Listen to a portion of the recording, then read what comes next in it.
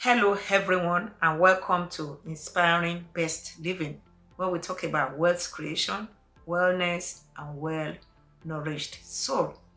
My name is Remi Wesley Ogude. I'm your regular host, and I'm very delighted to be back on another episode of Well Nourished Soul series. And the topic is living harmoniously in the family. All of us know that family unit is a living organism and is one of the major fabrics of building a healthy society. Without a healthy family, there won't be a healthy society. So we all know. So if that is the case, every member of the family needs to be appreciated. Every member of the family needs to have a sense of belonging, and the responsibility lies on all of us that are in that family to ensure that everyone is appreciated and fairly treated. In the same way, every member of the family should be willing to contribute his own quota to the success of that family, because it is said that the success of one is the success of others. We also need to know that every member of the family plays as a team. We work together jointly, coherently to achieve a common goal, and that is success. When I talk about success in different areas, to build one another, to ensure that spiritually we are successful, physically, career-wise, and every other thing that is part of the component of wellness. In a nutshell, we are to be there for each other to ensure that wellness thrive in the family. And I've been in us for over a decade, and I've seen a lot happening. I've seen people who are hospitalized, who have never been at one time or the other been visited by any family member. And you know the implication of this. Sometimes it brings depression, loneliness, isolation to such family members who don't feel cared for. I've also seen where family members come in to visit their loved ones in the hospital, and those people, they thrive well. It's part of the healing when you see that you are cared for, your needs are met, not just physically but also emotionally. The problem arises in the family when some family members do not want to take responsibility, but they want to have a bigger share of their family's inheritance or family's possession. It happens from time to time. And we're going to look at it, that what are the problems when some family members have this entitlement mentality. Some family members who do not want to contribute much, but they want to get so much more than those who are even contributing. This brings a lot of problems into the family, and we're going to just look at the dangers of having that kind of mentality, entitlement mentality. So that will be one piece of the episode. And the second piece of it is sharing with you tips through which we can avoid entitlement mentality in the family, so that the whole members of the family can thrive and work together well. So the first danger of having entitlement mentality, or a family member who does not want to pull his weight, who just wants to be there, I'm entitled to it, and the person is not ready to take responsibility. The first danger of having that kind of problem in a family is that it can bring burnout to members who are always contributing. We are all humans.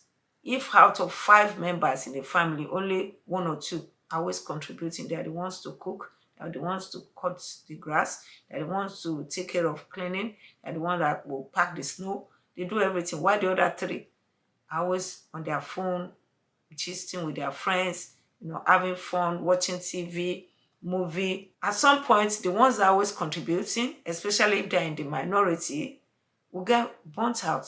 And that can cause further problems, family breakdown, rivalry, siblings inequality. It can also even cause domestic abuse when they begin to verbally abuse or speak against each other and things like that. So, or sometimes in the extreme cases, it could also lead to aggression where some members are fighting because some are doing the chores, they are doing all the work, they are bringing in the money, they are doing things where the other family members are doing nothing. All they want to do is to enjoy. That is not very good. And the second danger of having entitlement mentality or not wanting to contribute in the family but wanting to gain more is resentment. Of course, the people who are always contributing will not feel happy if they have to do all the work while the other people are doing nothing, are just there playing or loafing around. So it's very, very important for us to do our part. The third one is that it can also lead to laziness on the part of those who don't like to do anything. It can lead to laziness, and if that laziness continues, it can impact their life tomorrow. It can impact how far they can go because they are used to it. In a family, what we do and our upbringing impacts our future. So that is the time to learn basic skills, to be hardworking, to learn to do things, multitask. We start doing it right from when we are young, when we are being trained by our parents. We should cooperate with them. We should be willing to learn. We should be willing to do things. We shouldn't leave it to others.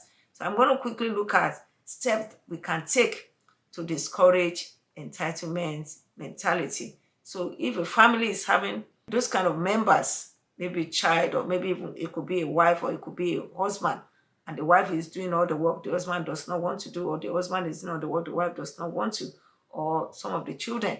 These are some of the tips through which we can encourage everyone to be part of the family and to carry the weight of the responsibility almost equally. Sometimes it's not almost practically impossible to make it all equal, but we can try our best in a way that at least it won't be too lopsided to be affecting some people, allowing them to resent other people that are not taking responsibilities. The first point I want to talk about is appreciating every member of the family, affirming them. Sometimes some people work well when you appreciate the little they do. And in some cases, people assume that they shouldn't be thanked because they are just doing their responsibility. It's a task they know they should do. Yes, even if they do it, it's a responsibility. It's been assigned to them, just like we know. The man is the head of the house. It's his responsibility to lead in prayer, to do other things he's doing as a priest in the house, or to fend for the family, to pay the mortgage, the rent, pay tuition. But at the same time, when he's doing it, he needs to be appreciated. He needs to be appreciated, guys. We all need to be appreciated. And if it's the woman, don't take it for granted. Oh, that's her role. She needs to cook for all of us. Everything that we are getting as part of the benefit of being in a family, we need to appreciate the giver so that even when they are doing it and they are being appreciated, it encourages them. That's the first way to deal with it so that everyone can play their role very well and they can be happy doing it. The other one is assigning tasks and responsibility for every family members. We need to assign tasks. We need to do it, and whoever is responsible mostly is the head of the family, should do it in a very fair way that the other people who do not want to do the job, they won't have reason to complain. Because if they favor some members as opposed to others, it may bring challenges for people to oblige to play that kind of role. The other thing we can do is to encourage transparency. It's important to encourage transparency. Some families, the mother or the father, may have favorites. So they may disclose some information to some members while withholding that same information from other people who can get to know tomorrow. And this can bring misunderstanding, strife. It may not even bring trust among the family members. And also benefits should also be shared. It should be brought to the open so everybody knows what goes to this and what does not go to this. We should have reason for sharing the benefits. If we cannot share it equally, it's about business and somebody has contributed more. Of course, the person that contributes more should get more. The initial outlay, someone contributes 70%, while the other one contributes 30%.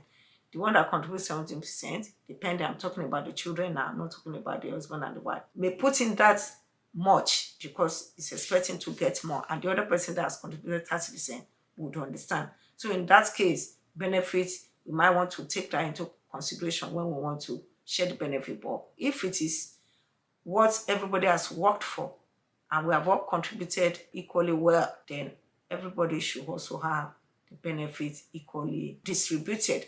I'm going to round it up today on this note, except one more I could quickly add, which is modeling. Modeling is, if you want any member of your family as head of the family, as a mother or as a father, If you want them to do something, you can model it by starting it.